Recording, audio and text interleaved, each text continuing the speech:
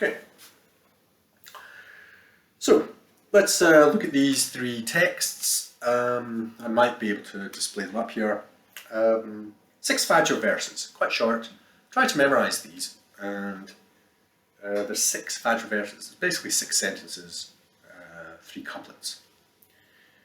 The nature of phenomena is non-dual, but each one, its own state, is beyond the limits of the mind.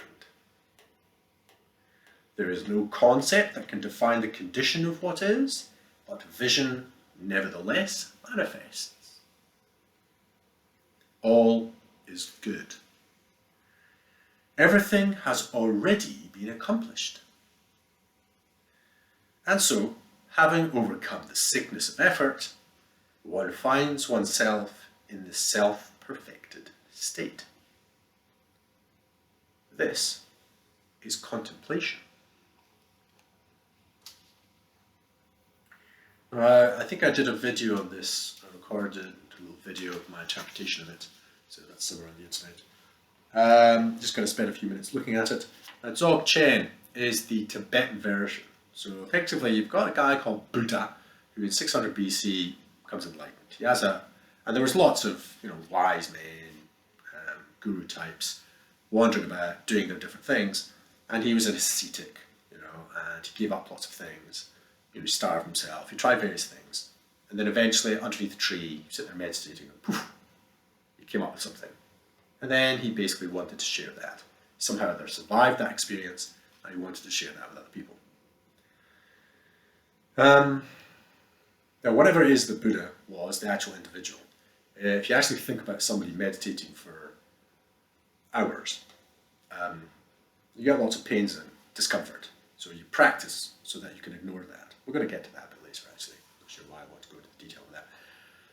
Okay, but if you practice that fine, you can kind of get used to being in a certain seating position. But what happens if you meditated for like a couple of days?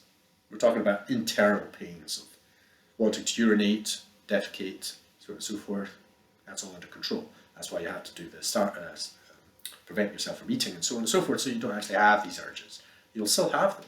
The body still wants to do them, so you have to overcome those. So there's quite a lot of stresses inside the body to just sit there and deprive yourself of movement of any kind for days. And if you do manage to do that, I think there are interesting things that occur to your psychology. And the training up to do that is also going to have an effect on your psychology. So whatever an individual went through back then, the point is it's significant enough that other people passed by and went, okay, what are you doing? And then shared some stuff. People go, oh, okay, that's quite interesting. And then he suggested this middle way, came up with a few sutras, tried to describe it to a few people, and that continued on. People would try to share these ideas, not really ideas, practices, and so it's continued even to this day. But it did shift as the theories, as the ideas and the practices moved from India, when it went to China, to Tibet. It goes into different cultures. China, for example, Confucianism. China's got, no, it didn't have Confucianism. It's got a different kind of social structure and culture. And so the form of it that came in China was Chen, and when it got to Japan, because of the fact it was an island and the culture that they had there, it formed into Zen. And when it went up to Tibet, it went into that culture, and so you had two different kinds of fairly traditional understandings of Buddhism in Tibet, but they also have this one called Dzogchen. Okay, Dzogchen is kind of similar to Chen Zen. Okay, and it's basically instant enlightenment. Okay, in Japan they've got things like Soto Renzai. Soto being silent, gentle, meditative, contemplative experience, and Renzai is snap, enlightenment, koans, and so on. I might be able to describe this in the third one, potentially with my understanding of what my mind is and your mind and how we're composed for these things to make sense. Maybe we'll cover that. Soto Renzai. Because it depends, it's to do with the structure of our mind and being, and that's why these different forms have evolved. Dzogchen then is an evolution through Tibet, and the six Vajra verses, the six Vajra verses, the cuckoo state. It's like this is meant to help you come to awareness. Now, another thing to kind of keep in mind is that if you're spending your life, if you're from a child, you're meditating, practicing, being selfless, taking care of other people, and you're doing this throughout your life, okay, and then you go into practices where you don't talk to anybody for like months, you don't do eye contact. Like the Dalai Lama is very interesting because nobody gave him eye contact as he was growing up. Very interesting human being to be respected like that, but having no reflective judgment from other people, and then to find his own balance, let's say, that makes him a very unusual human being, the Dalai Lama. And so the practices for creating the Dalai Lama, the whole social structure to create the Dalai Lama, is very unusual. Okay, so I don't know about the reincarnation, but I definitely think that if you treat a human being like this, you're going to get an interesting human being, and the Dalai Lama is definitely an interesting human being. And with all the politics and so on and so forth that happened around him during that time, and then having to be in exile from his own country and taking on a kind of global Buddhism. And so Dzogchen is think about it. I mean, so if somebody spends, I don't know, 7 years facing a wall, that's more like the Zen, and then they come out and say something after all that time, what are they going to say? Okay, and who can hear what they have to say? So if you think about it, so they would have these religious scripts, and you might have seen those kinds of things. They're written on characters and very precious texts wrapped up in cloth, and they're brought out. People go, oh yes, very important text, and then taken away. And so you're a young Buddhist, and you're like, oh yeah, I'd like to read some of those at some point. But when you're ready, your mind has to be ready enough, receptive enough, that when you read this, it actually has effect. Otherwise, it's just another bit of text. So some of the texts or some of the practices you can verbalize, you can teach somebody, the person goes through them, it's like, oh, okay, and hopefully it has an effect. But other ones, you won't be able to get any effect until you're ready for it. So that's why you need to have a bit of training, and then you get these texts, and it's like, oh, wow, this is amazing.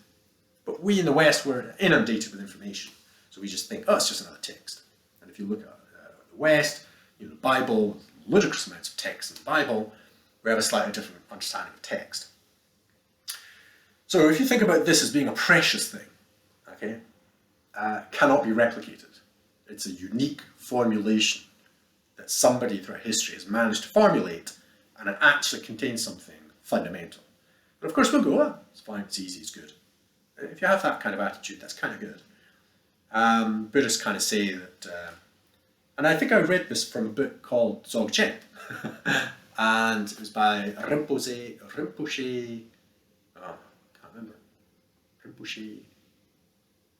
I can't remember. I thought that was part of his name. Found out, I think it's a formal term. Who ended up living in Italy, I think. But I think in his book, it describes, that a young person is pure perfect from the beginning. Well, a stone is pure perfect from the beginning. And young people can demonstrate the state that an enlightened human being becomes. But, it's just a kid growing up. And the trick is to somehow or other regain that and yet be an adult and be aware and fully aware of other things. So it's kind of an innocence that is maintained, a full conscious innocence and full presence, and yet conscious of it. So listen to this and go, okay, how can this be true? That's the way I treated these things. Rather than falsification in the West, disagreement, what do the words mean? Forget about what the words mean and try to relate it to some aspect of your being. So here we go. Wow, that was a long introduction. Right, the nature of phenomena is non-dual. Okay, the nature of phenomena is non-dual, so don't think this or that, so don't make a distinction. But each one, its own state, is beyond the limits of the mind. Okay, so this pen exists outside of whatever it is that you or I think it is. So in fact, to call it this pen is a projection. Oh, it's the pen. No. An ant crawling up here doesn't think of this as a pen. Okay, so get to the top and kind of wander around, then go back down. If it's a flying ant, it goes up, it goes, oh, okay, I've got to the top of some stick or other. It's time to fly off. Right. So that's what it means by non-dual. We are not making a distinction as to what it is.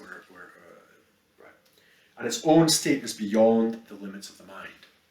This thing exists. So the moon exists. Irrespective of what you or I think of it, or what we think it is, it exists. Whether there were any human beings or not, we guess, we're saying the moon actually rotates around the earth around the sun, and the whole thing moves on, regardless of the fact that we happen to exist or not, and we're aware of it. Okay? Or moths, moon, it's not the moon, it's just some kind of light, they go wandering off towards the light. Okay?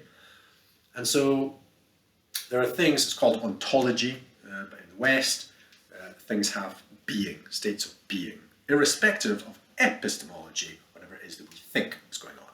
Okay? So that's what it's saying. So it's basically, and why I read this is because I said, oh, it's the beginning point of where postmodernism ends. Postmodernism ends with the nature of phenomena is non-dual, but each one, its own state, is beyond the limits of the mind. Actually, that's more like science, saying there's an objective world out there, but it's beyond our ability to kind of understand or conceive of. But, rest assured, it's there. Okay. The second one, right. There is no concept that can define the condition of what is, but vision nevertheless manifests. Now, you could look at an object, you don't know what it is. Here we go. Don't know what it is. Oh, it's a little circular thing. Oh, it's a sphere thing. Oh, it's a marble. Oh, it's glass. Forget about all that. Whatever this is beyond any concept we have of it. Okay?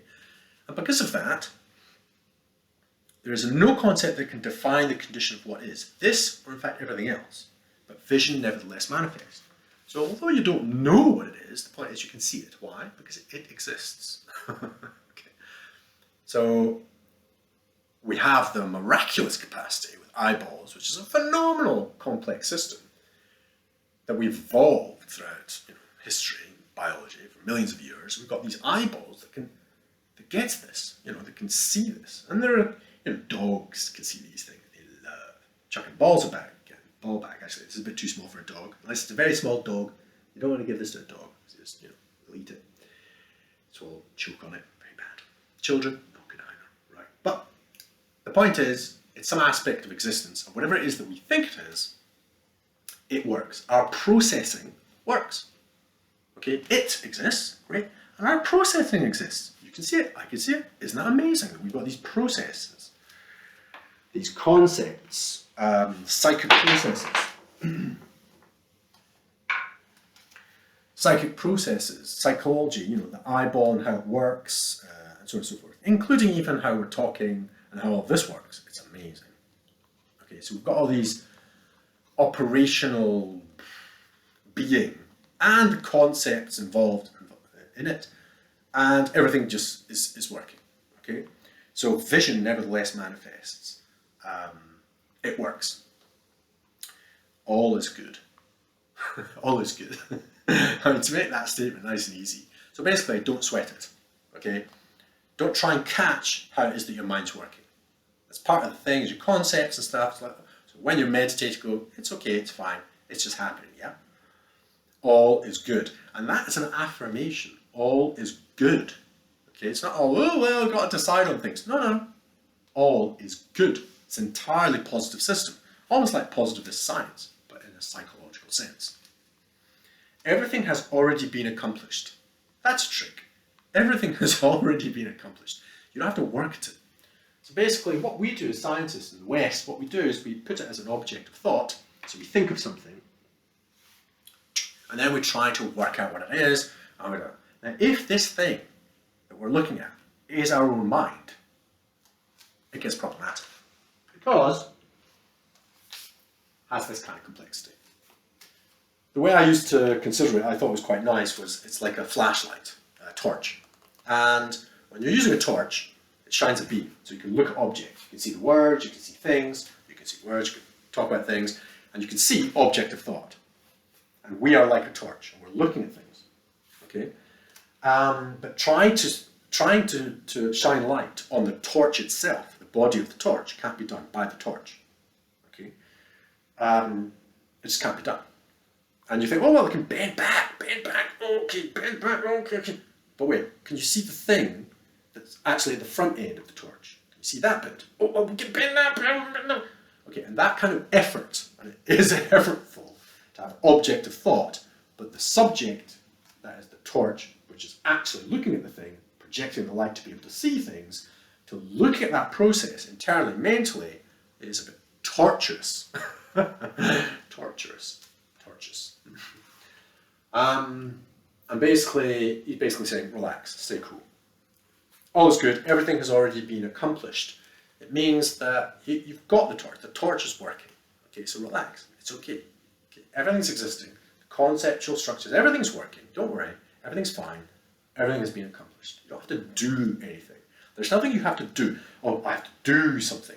And quite a lot of Western practices, especially with objective science, is you've got to conduct experiments. It's like, no, do less. Do less and just kind of notice what's going on. Okay? And so, having overcome the sickness of effort, one finds oneself in the self-perfected state. Overcome the sickness of effort. What a beautiful phrase, the sickness of effort. So you're just sitting there going, yeah, everything's working away nicely. Body's working, breathing, everything's going well, I'm still alive, everybody's, this life's amazing, the world, the universe. The fact that the moon goes around the earth, I don't have to worry about it, it's amazing. One finds oneself in the self-perfected state. The self-perfected state. Okay, and this is contemplation. Just to sit there and go, everything's good, everything's okay, wow, that is a state of contemplation. Okay, now, it's kind of powerful, and I'm sure that there are other ways of understanding that are even more powerful. Okay, that's quite powerful.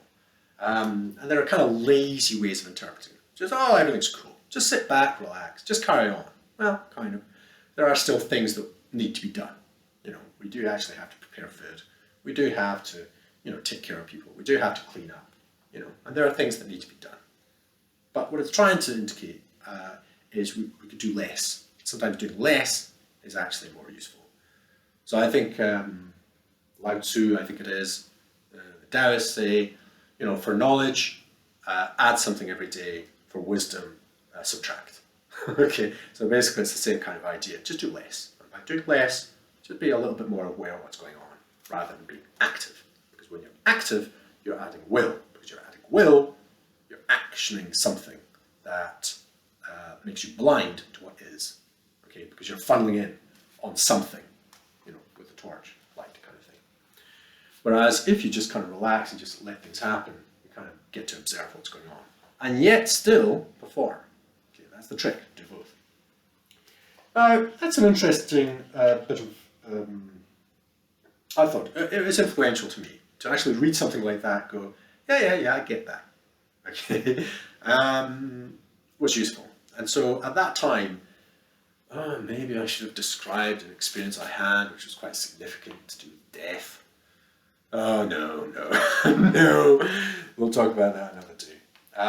But in order for us to understand any of these texts, you have to reflect on aspects of your own existence, and it should reflect that.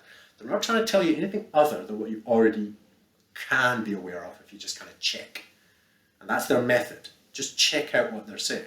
The trick is, our heads are usually full of stuff, and there's usually so many competing demands for our attention. We end up doing a lot, about for our children, for our parents, for society, and to keep other people happy, and to do things that have to be done, and blah, blah, blah, blah. We're always running like this. And to somebody say, calm down, relax, chill out, just be aware of what's happening before it's too late, before you die. Okay, check out what's going on. And so you have to check what those things are, and then what they're describing is, if you do check it out, you'll notice this is how it works. Right. So, next one is Introduction to Zen. What time are we on? All right, okay, it took a long time doing that one. All right, Introduction to Zen is was a book, and it was translated. It was by Trevor Leggett. Okay, and I came across it in my sister's library, and I was like, "Oh, what's this?" Okay, I'll have a look. I read it, and it was a translation, and it was originally it was an Abbot Amakoku, who gave a lecture over Tokyo radio, okay, in the 1920s, and then it was translated as Introduction to Zen by Trevor Leggett. And so this text, okay, is a translation of a verbalization by an abbot in the 20s in Japan. And how this abbot structured his talk is he based it on a Buddhist Zen master called Hakuin, who's I think 17th century. And Hakuin invented this song, created this script called Song of Meditation. And he's the one that came up with the sound of one hand clapping. The sound of one hand clapping is Rinzai. It's kind of from the Rinzai school. It's because if you kind of contemplate, wait, what does that mean? And you let your mind kind of, I wouldn't say tussle with it. Chasing after it, it's like the torch trying to chase after it. You know, it's not going to work. But what you can do is sufficiently release attention so that it makes sense. It does something to your mind. Okay, so the illogicality or the non-logicality of it, it's not just a matter of going, oh, it doesn't make sense. No, it's not quite just as easy as that. It's the profound effect that it can help you achieve. So you're not attached to meaning.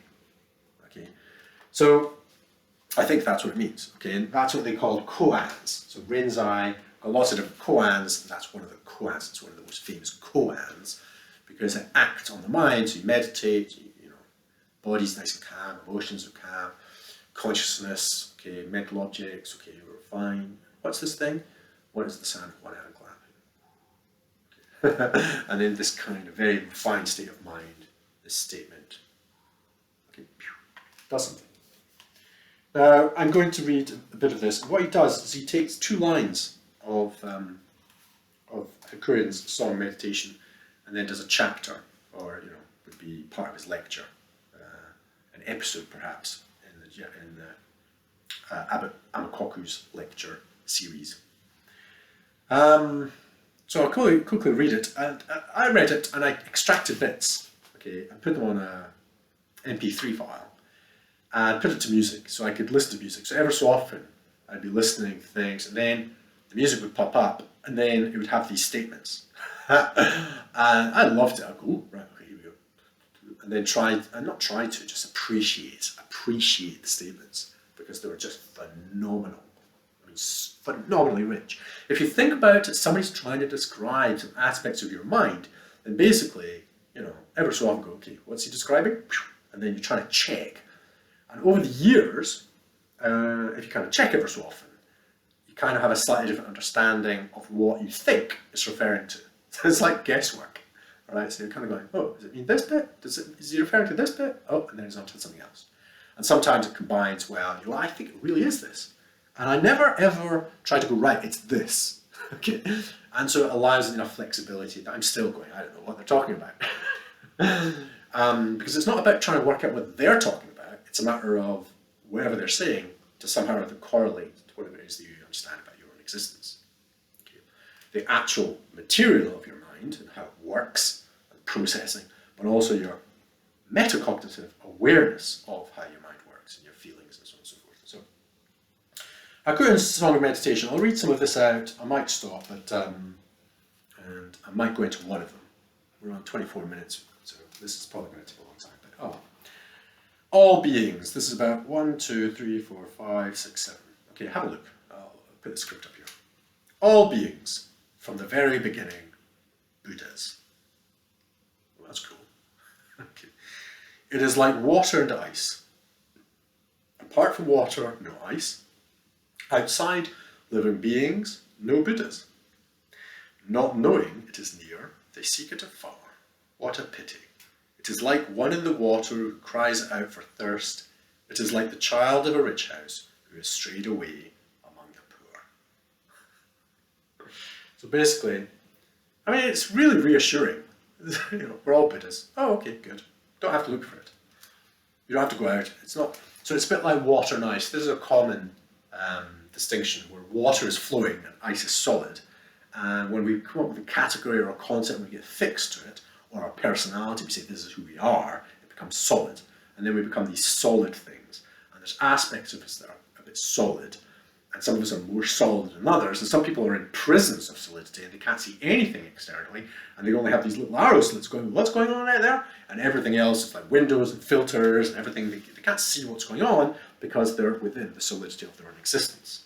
You might know people like that. I certainly do. And I have felt in my own experience, when I've had some experience which was quite extreme, I felt suddenly inside myself, and talking and so on and so forth, and seeing things was harder.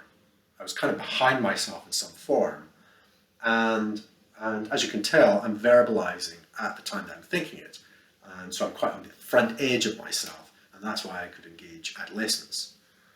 And that makes me quite present, but that's all. And as you can tell, my language is also more liquid and so on and so forth. But there are people that are much more ice-like and solid-like, and metaphor is solid. In fact, all the processes that I describe, all these meta-methods, it's all about improving the fluidity, okay, and melting the structures that we have socially. Social structures, the mental structures, the categories, the terms, and so on and so forth. And in the zero social distance, our assumed distance. Or as you can see, you can start seeing the statements I'm making there. All is good, everything has already been accomplished. You're talking about, well, there's a truth here that you don't actually have to go looking for. It's like water and ice. At the very beginning, Buddhas. So you don't have to do anything. You don't have to go out and find things. Right, next. The cause of our circling through the 6 worlds is that we are on the dark paths of ignorance.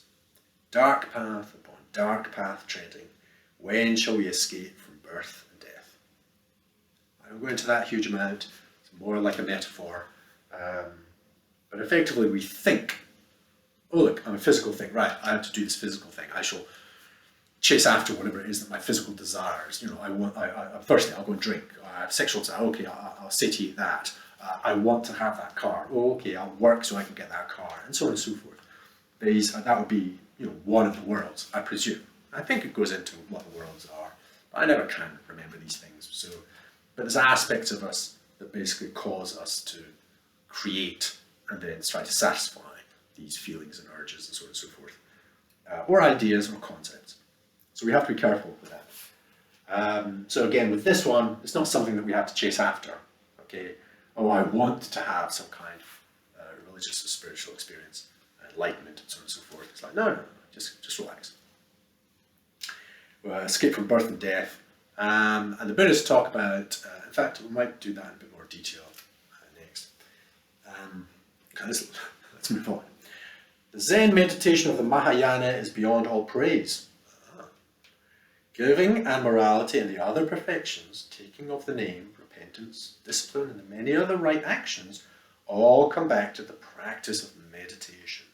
By the merit of a single sitting, he destroys innumerable accumulated sins.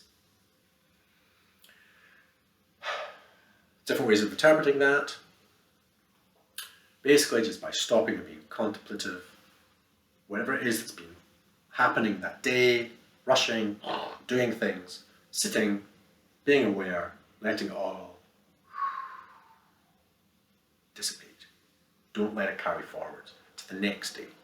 Meditation kind of slows that down so that the past invective, like what am I going to do next? If I have to stop this because I have to go on, that kind of thought, just sit. And that vector, intention, watch, notice, and it's gone. And then you start up again. You say, right, what am I going to do? And then you are careful about what arises, and you choose to follow the intentions that arise, and you cultivate those, a bit like gardening. Okay, that's why Buddhist meditation is considered a kind of like gardening of the mind. And they're basically saying it's meditation. Okay, Zen meditation. Meditation. Basically, just sit down.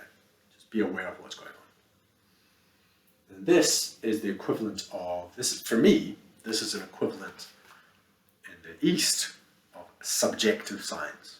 And this is the control. So in Western science, you conduct an experiment with various elements, various parameters, and you're trying to control all those parameters and have one change. Whereas what Zen and the Buddhism is, there are so many things happening. Okay, you can't control all that, but what you can do is go, okay, calm it all down, and the only thing that's moving is your mind. And even that is like, okay, so what's moving in my mind? And you're kind of calming that down. Okay, and all that happens through meditation.